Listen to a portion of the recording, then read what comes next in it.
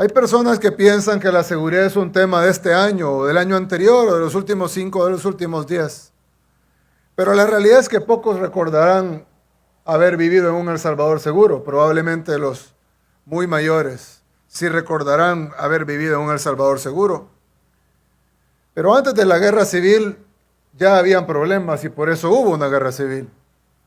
Luego tuvimos oficialmente 12 años de guerra, aunque sabemos que fue mayor porque habían combates antes del inicio de la guerra formal. Posterior a la guerra vino lo que llamamos la posguerra, en donde básicamente inició la delincuencia como la conocemos ahora. En ese tiempo iniciaron las maras, las pandillas, y todos los gobiernos sin excepción las dejaron crecer. Probablemente en ese tiempo se pudo haber evitado la realidad que nuestro país tuvo después, pero no lo hicieron. Lo que hicieron fue dejarlas crecer, alimentarlas incluso, y llegaron a ser el problema que tenemos ahora.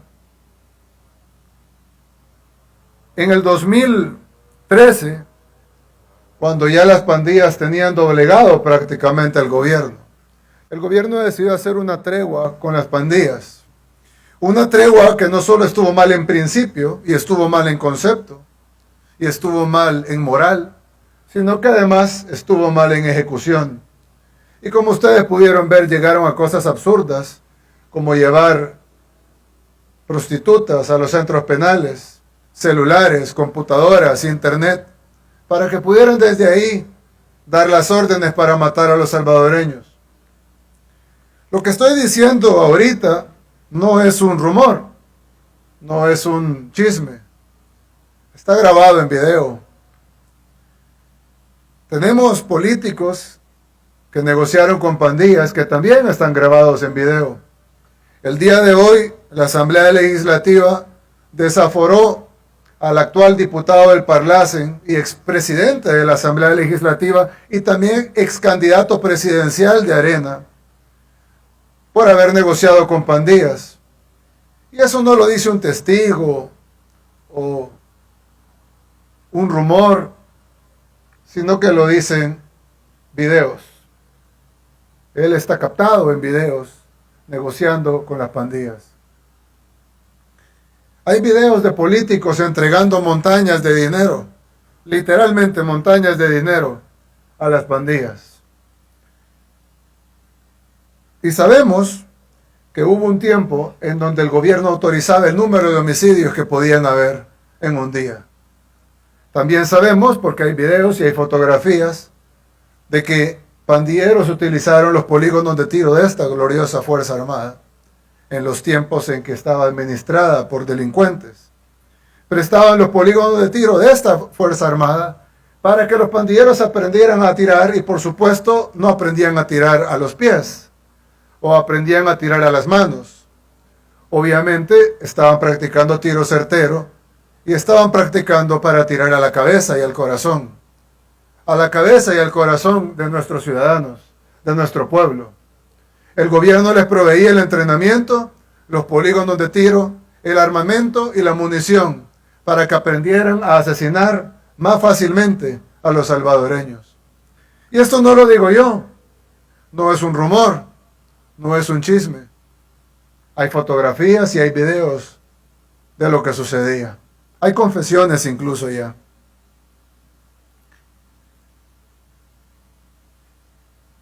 Lastimosamente muchos de los que cometieron esos delitos huyeron, otros están pagando su condena, como debe de ser, y otros aún están en juicio. El día de hoy el diputado del Parlacen, Quijano, fue desaforado, sin embargo él se encuentra fuera del país, a pesar de que prometió venir a enfrentar la justicia. Me imagino que cuando dijo que venía a enfrentar la justicia, se refería a la justicia que había antes, la justicia de fachada, la justicia formal, la justicia de mentira, la justicia hipócrita.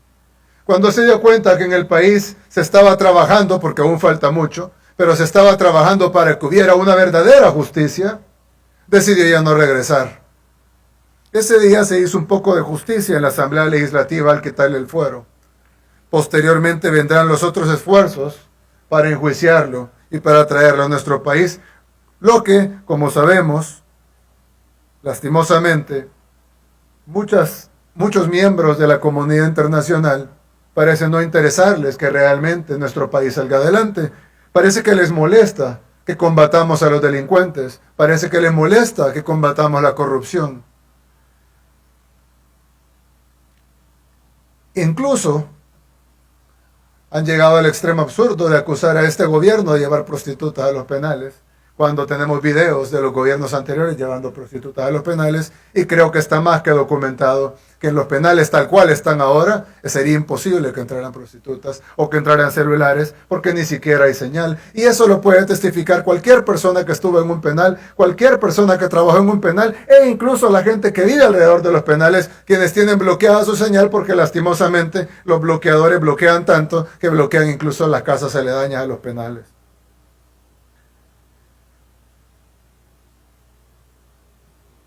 Cuando iniciamos el gobierno nos sentamos con el Gabinete de Seguridad, fue el 19 de junio del 2019, y dijimos, vamos a lanzar el Plan Control Territorial, el cual consiste de 7 fases, las cuales el pueblo salvadoreño conoce 4 de ellas. La primera fase, la fase de preparación, empezó el 20 de junio, y redujo drásticamente los homicidios. Ustedes recordarán que, muchos recuerdan, la mayoría de salvadoreños recuerdan, que vivíamos días de 50 homicidios. Vivíamos meses con promedio de 30 homicidios diarios. Es decir, casi 1000 homicidios en un mes. Tener días de 30, de 35, de 40 homicidios era totalmente algo normal en nuestro país. En ese día no habían campañas de cada persona que fallecía, porque era imposible. Se acabarían los periódicos, se acabaría la tinta, se acabaría el tiempo de los noticieros, si se reportara cada caso de lo que pasaba en ese entonces. Porque si en ese día morían 40, y fueran 40 reportajes, pues evidentemente no alcanzaran los noticieros. Si fueran 40 páginas en los periódicos, pues evidentemente no alcanzaran la parte de noticias en los periódicos. Y si además le sumamos que había un promedio de 20 desaparecidos diarios, entonces tendríamos 60 reportajes en los noticieros y 60 reportajes en los periódicos, lo cual hubiese sido imposible. En ese tiempo se limitaban a publicar una cifra. 30 homicidios el día de ayer. 40 homicidios el día de ayer. 20 desaparecidos el día de ayer. 900 homicidios en el mes. 7,000 homicidios en el año.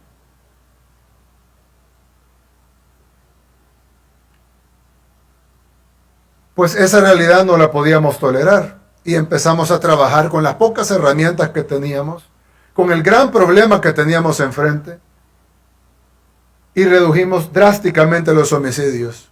Tanto que en julio, que fue iniciamos en junio de 2020, julio fue el primer mes completo del Plan Control Territorial, bajamos el promedio a 5 homicidios diarios. Es un promedio alto, pero era muchísimo más bajo que los promedios que teníamos antes.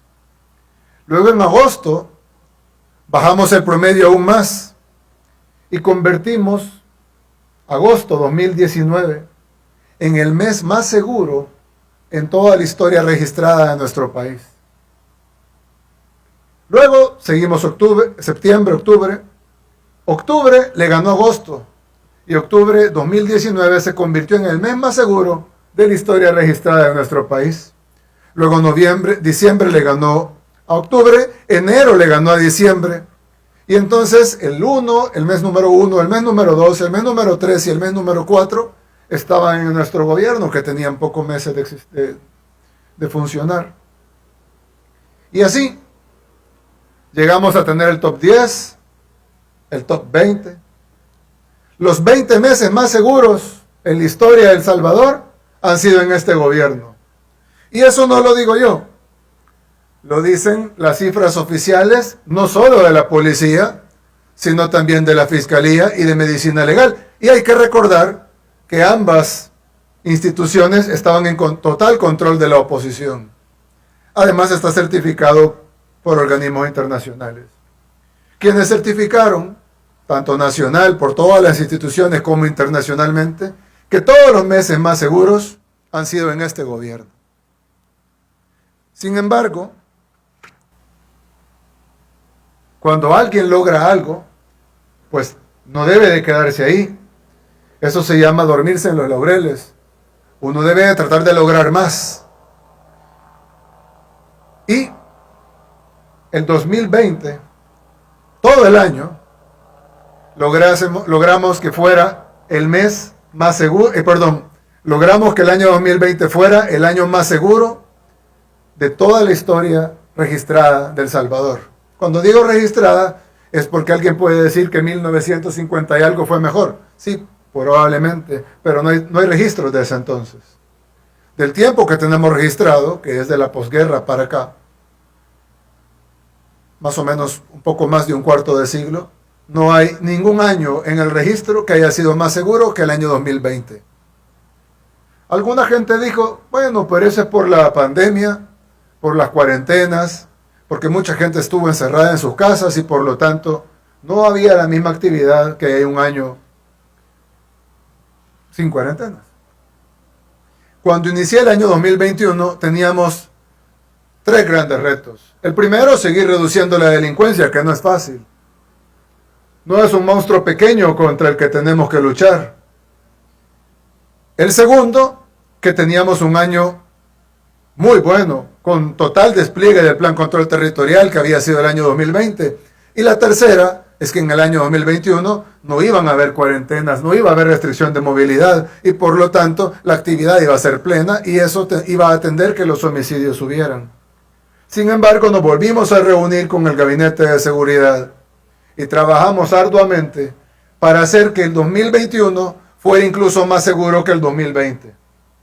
Ahora, a pocos días de finalizar el año 2021, quiero anunciar que estamos a punto de lograrlo, ya que la diferencia de homicidios del 2021 al 2020 es tanta que muy difícilmente van a haber suficientes homicidios como para ganarle al 2020 en la parte negativa.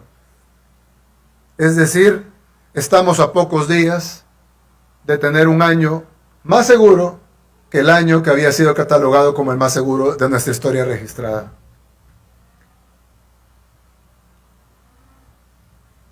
Y eso no es gracias a mí, ni tampoco a esta mesa que está acá.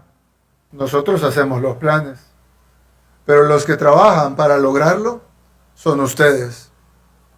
Son ustedes, junto a la Policía Nacional Civil, quienes realmente arriesgan sus vidas para que los demás estén seguros. Y cuando escucho acusaciones de tregua, que obviamente León juzga por su condición, y pues ellos lo hicieron, piensa que nosotros lo haríamos también. Yo le pregunto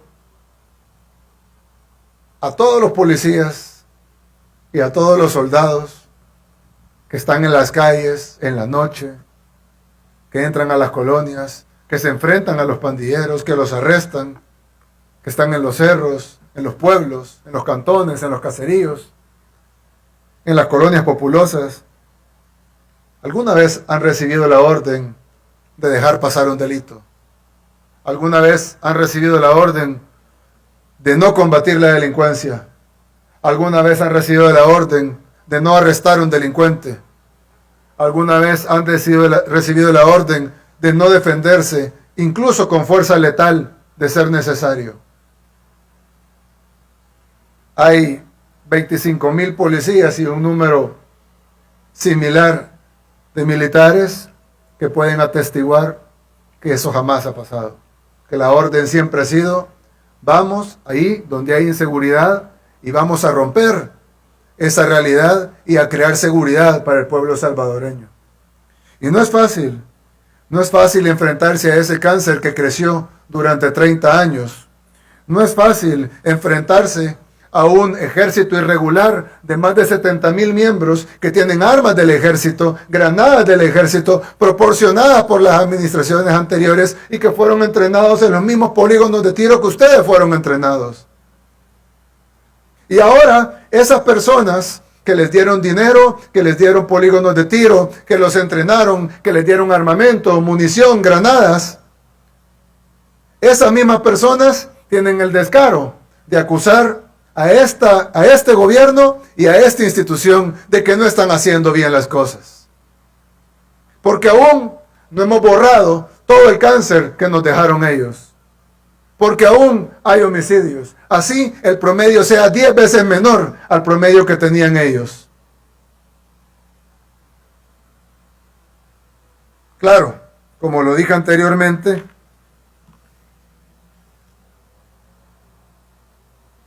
no nos vamos a dormir en los laureles. Y un homicidio, un desaparecido que termine en homicidio, no todos terminan así, muchos se encuentran, pero el porcentaje que termina en homicidios, sumado a los homicidios, uno de ellos, es demasiado para tolerarlo.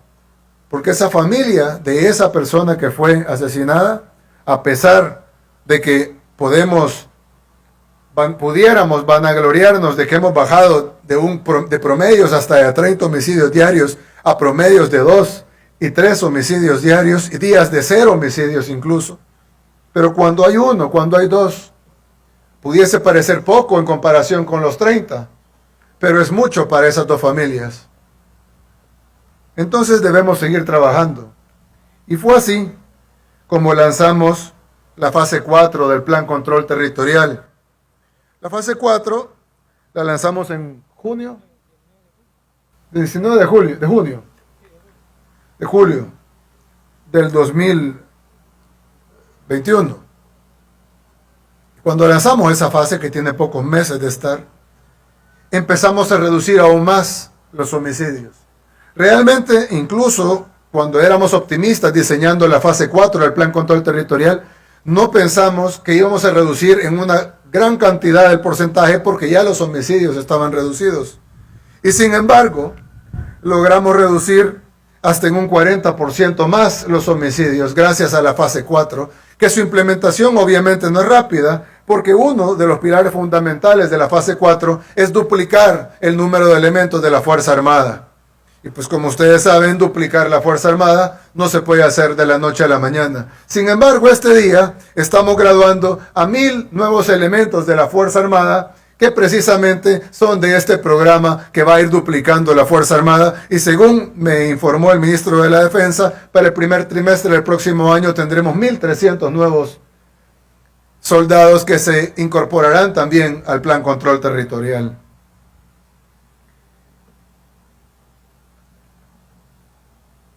Inmediatamente cuando anunciamos que íbamos a duplicar el número de elementos de esta gloriosa Fuerza Armada, saltaron los opositores, sí, esos mismos que financiaron y entrenaron y armaron a las pandillas, saltaron a decir, no hagan eso está mal, eso es militarismo, el país no necesita más militares. Y yo pregunto, ¿y cuando hay subidas de homicidios, a quiénes son a los que llaman? ¿A quiénes son a los que necesitamos? Si no es a nuestros policías y a nuestros militares en las calles, defendiendo y protegiendo al pueblo salvadoreño.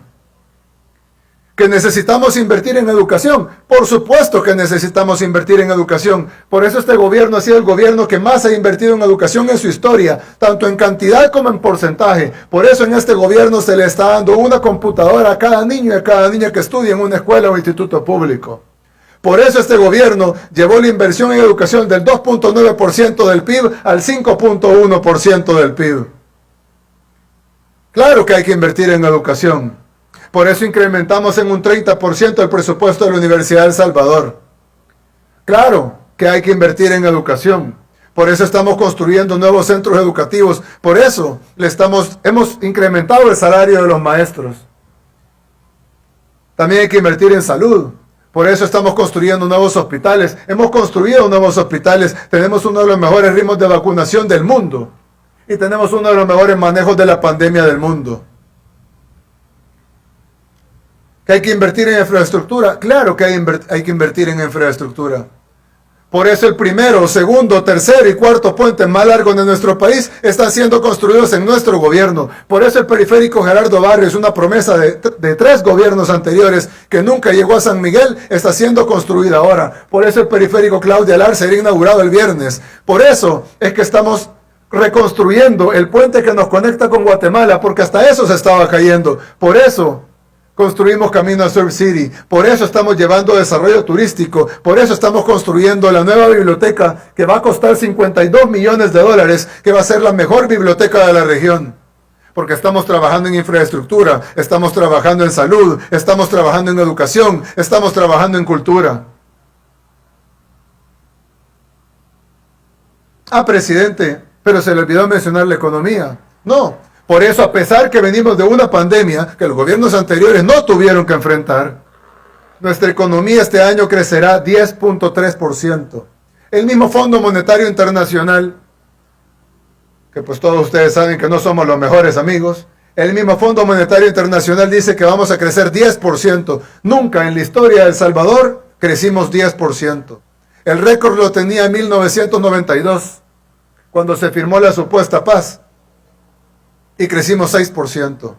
Durante todo este siglo no habíamos crecido más del 4%. Y este año creceremos el 10%.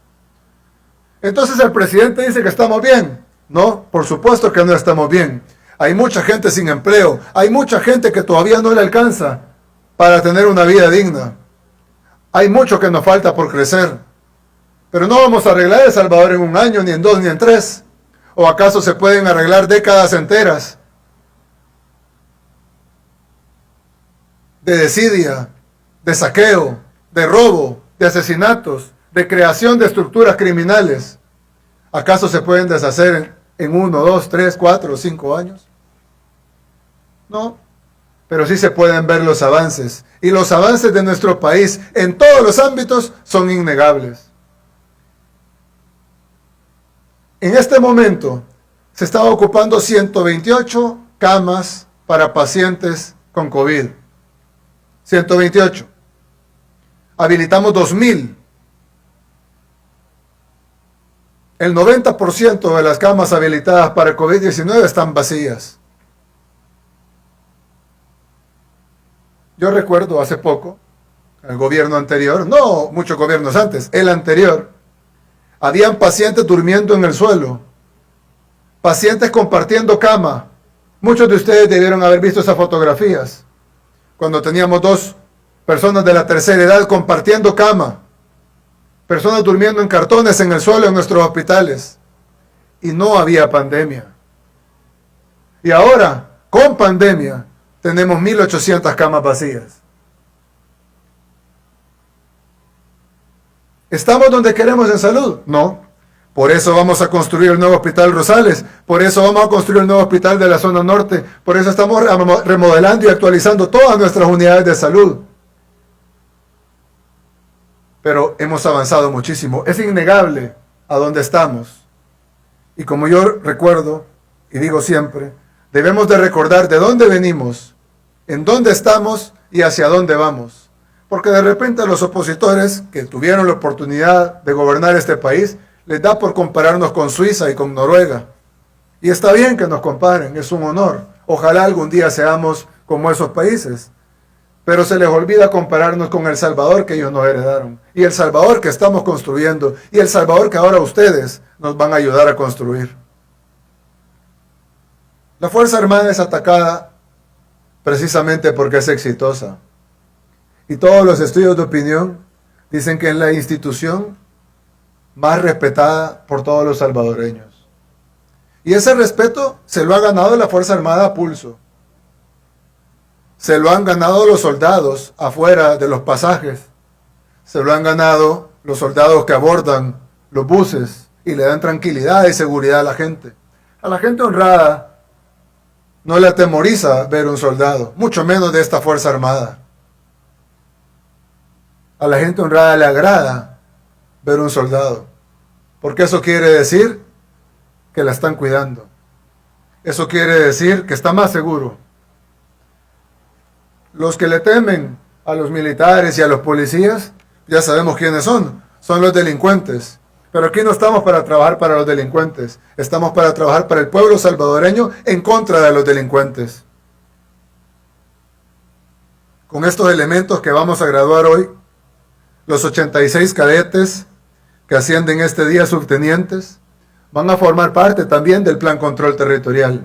Y por lo tanto vamos a tener 86 oficiales más en el Plan Control Territorial. Y a la vez, este día estamos graduando a los 1000 elementos nuevos para la Fuerza Armada, que van a ingresar inmediatamente al Plan Control Territorial. Este mes, gracias a Dios, hemos tenido un promedio de homicidios relativamente bajo. Sin embargo, tuvimos un día de 6 homicidios, que para nosotros 6 homicidios es un escándalo. No podemos tener 6 homicidios. Que antes tenían 50. Sí, eso eran otros gobiernos. Pero nosotros no podemos permitirnos días de 6 homicidios. Hablé con el ministro ese día para ver qué podíamos hacer. Inmediatamente mapeamos las zonas en donde estaba sucediendo a donde habían sucedido esos 6 homicidios. Y el ministro me dijo, ya vendrán los 1000 nuevos elementos y vamos a poder reforzar esas zonas. Eso es de verdad trabajar para nuestro país. Eso es de verdad querer a nuestro país. Ustedes que están allá, aman a este país de una manera tan grande que están dispuestos a dar su vida por él. Nosotros estamos obligados a cuidarlos, a darles las herramientas, las mejores herramientas, para que estén seguros. Pero con todas las herramientas que les demos, su vida siempre estará en peligro, porque escogieron una carrera demasiado noble, una carrera que va contra el instinto del ser humano. El instinto del ser humano es correr del peligro. Si hay una explosión, todos corremos de la explosión. Si hay un incendio, todos corremos del incendio. Pero hay una minoría, un pequeño grupo de seres humanos que deciden hacer lo contrario, ir hacia el peligro. Entre ellos están ustedes, los soldados, los militares. Ustedes deciden ir hacia el peligro mientras los demás corren del peligro. Los policías también, los bomberos. Son carreras nobles, gente noble, gente que tiene algo diferente dentro de sí y que decide poner su vida en riesgo por los demás.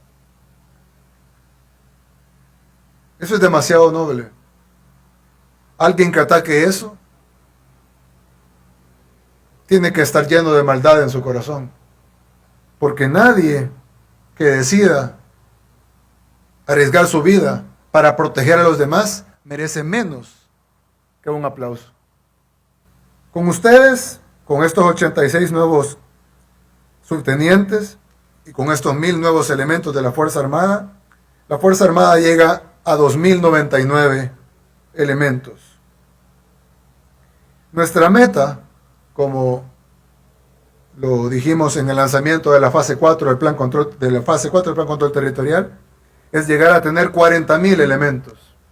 Todavía nos hacen falta 17.901 elementos para llegar a tener 40.000. Y en ese momento, con esos 40.000 elementos, la fase 4 estará implementada al 100% y los salvadoreños se sentirán mucho más seguros, amén de que para entonces probablemente esté lanzada la fase 5 y la fase 6. Cuando sabemos del fallecimiento de miembros de la Fuerza Armada, duele doble, porque no solo ha fallecido un salvadoreño, sino que ha fallecido un salvadoreño que dio su vida por los demás. El propio ministro de la Defensa ha tenido que sufrir eso. Su hijo falleció en una misión de la Fuerza Armada, junto con otros 2 oficiales, y no han sido los únicos. Por eso hicimos un minuto de silencio por todos aquellos miembros de la Fuerza Armada que han fallecido en el cumplimiento de su deber.